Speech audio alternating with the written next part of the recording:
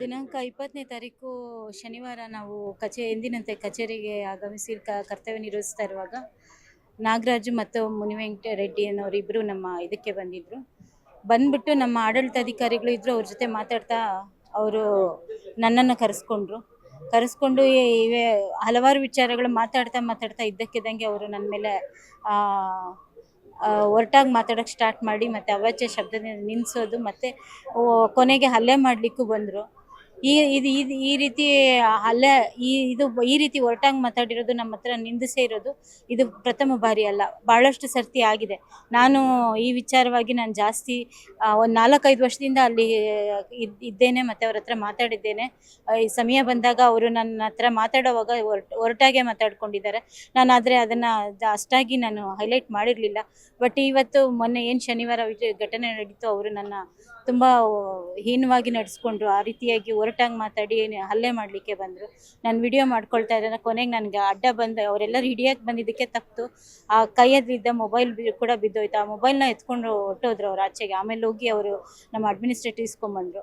ಈ ರೀತಿ ನಮಗೆ ಹಲ್ಲೆ ಆಗ್ತಾಯಿದೆ. ಹಲ್ಲೆಗಳ ಪ್ರಯತ್ನಗಳು ಅಥವಾ ನಿಂದನೆಗಳು ಆಗ್ತಾನೆ ಇರುತ್ತೆ ಪಂಚಾಯಿತಿ ಅಭಿವೃದ್ಧಿ ಅಧಿಕಾರಿಗಳಿಗೆ.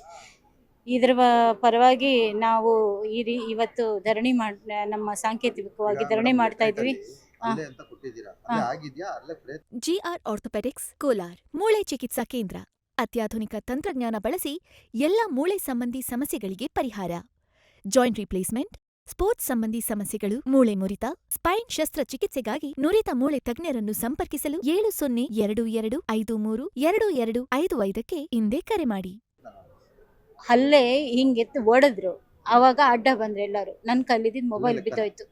ಲೆಕ್ಕನೇ ಹಲ್ಲೆನೆ. ಆ ರೀತಿ ಹಂಗಾಯಿತು. ಆದ್ದರಿಂದ ಇದಕ್ಕೆ ನಾವು ಎಫ್.ಐ.ಆರ್ ಮಾಡಿದ್ದೀವಿ. ಬಟ್ ಅವ್ರಿಗಿನ್ನ ಬಂಧನ ಆಗಿಲ್ಲ. ಅವರ ಬಂಧನ ಆಗಬೇಕು ಅಂತ ನಮ್ಮ ಪಂಚಾಯಿತಿ ಅಭಿವೃದ್ಧಿ ಅಧಿಕಾರಿಗಳ ಸಂಘ ಮತ್ತು ಜಿಲ್ಲಾ ನೌಕರರ ಸಂಘ ನಾವು ಒತ್ತಾಯ ಮಾಡ್ತಾ ಇದ್ದೀವಿ.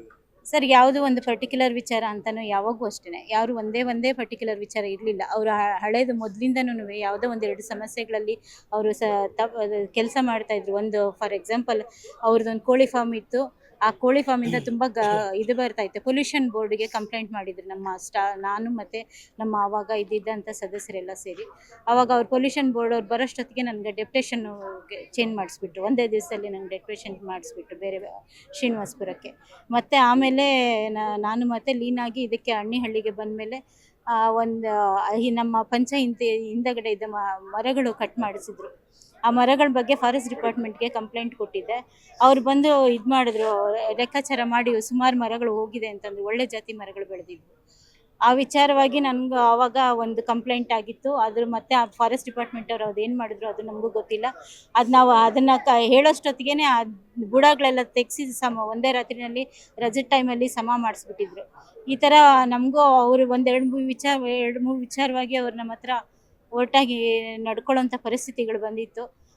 ಅದನ್ನು ಮನಸ್ಸಲ್ಲಿ ಇಟ್ಕೊಂಡಿರ್ಬೋದು. ಮತ್ತು ಭಾಳ ದಿವಸದಿಂದ ಅವರು ಅದೇ ರೀತಿ ಯಾವಾಗಲೂ ಅಷ್ಟೇ ಸರ್, ಯಾವುದೇ ರೀತಿಯಲ್ಲಿ ಅಧಿಕಾರಿಗಳ ಹತ್ರ ಮಾತಾಡುವಾಗ ಅವರು ಕಡಿಮೆಯಾಗಿಯೇ ಹೀನವಾಗಿಯೇ ಮಾತಾಡ್ತಾರೆ. ಅದು ಒರಟಾಗಿ ಮಾತಾಡ್ತಾರೆ. ಇದು ಅವರ ಕೆಟ್ಟ ನಡವಳಿಕೆಯನ್ನು ಸೂಚಿಸುತ್ತೆ. ಮತ್ತು ಅದಕ್ಕೆ ಅವರನ್ನು ಇವಾಗ ನಾವು ಬಂಧಿಸಲಿಕ್ಕೆ ಕ್ರಮ ಕೈಗೊಳ್ಳಬೇಕು ಅಂತ ಹಿರಿಯ ಅಧಿಕಾರಿಗಳಲ್ಲಿ ಮನವಿ ಮಾಡ್ತೀನಿ. ಮುನಿವೆಂಕಟ ರೆಡ್ಡಿ ಅಂತ ಶಾನ್ಭೋಗ್ರಹಳ್ಳಿ ಅವರು ಬಂದು ನಿಂದನೆ ಮಾಡಿದ್ರು. ಆದರೆ ಹಲ್ಲೆ ಮಾಡಲಿಲ್ಲ. ಅವರಿಗೆ ಬೆಂಬಲಿಗರು ಸರ್.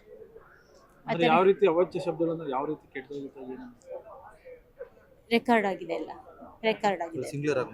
ಸಿಂಗ್ಯುಲರ್ ಆಗಿ ನಿಮ್ಮ ಕೆಲಸದ ಬಗ್ಗೆ ಅವರು ಅಸಮಾಧಾನ ವ್ಯಕ್ತಪಡಿಸಿದ್ರು. ನಾನು ಸುತ್ತಮುತ್ತ ಗ್ರಾಮಸ್ಥರು ಅಸಮಾಧಾನ ಪಡಿಸೋದಿಲ್ಲ. ಸುಮಾರು 8,000 ಜನ 8,000-9,000 ಜನಗಳಿರ್ತಾರೆ. ಯಾರೋ ಒಬ್ಬರು ಇಬ್ಬರು ಅಥವಾ 4 ಜನದ ಆಡಿದ ಮಾತುಗಳು ತಗೊಳಕ್ಕೆ ಬರೋದಿಲ್ಲ. ಅದರಲ್ಲೂ ವಿಡಿಯೋ ಕೆಲವೊಂದು ಏನು ಸೋಷಿಯಲ್ ಮೀಡಿಯಾದಲ್ಲಿ ಇರ್ತಾರೆ, ಅವ್ರ ಮಾತುಗಳು ಭಾಳಷ್ಟು ಕೆಲವೇ ವಿಷಯಗಳು ಜನರಿಗೆ ಮಾತ್ರ ಗೊತ್ತಿರುತ್ತೆ. ಎಲ್ಲರಿಗೂ ಅದು ವಿಷಯ ಗೊತ್ತಿರೋದಿಲ್ಲ. ಆದರೆ ಭಾಳಷ್ಟು ಜನರಿಗೆ ಅದು ಅನುಕೂಲ ಮಾಡಿಕೊಟ್ಟಿರ್ತೀವಿ. ನಾವು ವಿವಿಧ ಹಂತಗಳಲ್ಲಿ ವಿವಿಧ ಇಲಾಖೆಗಳಲ್ಲಿ ಕೆಲಸ ಮಾಡ್ತಾ ಇರ್ತೀವಿ. ಆವಾಗ ನಾವು ಕೊಡಲೇಬೇಕಾಗುತ್ತೆ. ನಾವು ಸೇವೆ ಕೊಡಲೇಬೇಕಾಗುತ್ತೆ. ನಾವು ಹಿರಿಯ ಅಧಿಕಾರಿಗಳು ಅದನ್ನು ಗಮನಿಸ್ತಾನೂ ಇರ್ತಾರೆ. ಜನಪ್ರತಿನಿಧಿಗಳು ಗಮನಿಸ್ತಾ ಇರ್ತಾರೆ. ಯಾವುದನ್ನ ಸಮಸ್ಯೆ ಆದರೂ ಅವರು ಗಮನಕ್ಕೆ ತರ್ತಾರೆ. ಅವ್ರು ಯಾರೋ ಒಬ್ರು ಇಬ್ರು ಮಾತಾಡೋದನ್ನ ಇದನ್ನ ನಾವು ಕನ್ಸಿಡರ್ ಮಾಡೋದಕ್ಕೆ ಬರೋದಿಲ್ಲ ಸರ್.